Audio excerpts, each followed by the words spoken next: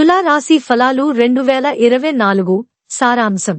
ఈ సంవత్సరం శని మీ సప్తమ, 11వ, ద్వితీయ గృహాలపై పూర్తి దృష్టిని ఉంచుకుని సంవత్సర ప్రారంభం నుండి తుల రాశికి 5వ ఇంట్లో ఉంటాడు. బృహస్పతి మే 1వ తేదీ వరకు మీ 7వ ఇంట్లో ఉండి మీ మొదటి, 3వ మరియు 11వ గృహాలను చూస్తాడు మరియు మీ 12వ ఇల్లు 8వ ఇంటికి వెళ్లిన తర్వాత మీ 2వ మరియు 4వ గృహాలను చూస్తుంది. 6వ ఇంట్లో రాహువు, 12వ స్థానంలో కేతువు ఉంటాడు. ఈ సంవత్సరం మీకు ఆర్థిక విజయాన్ని అందిస్తుంది.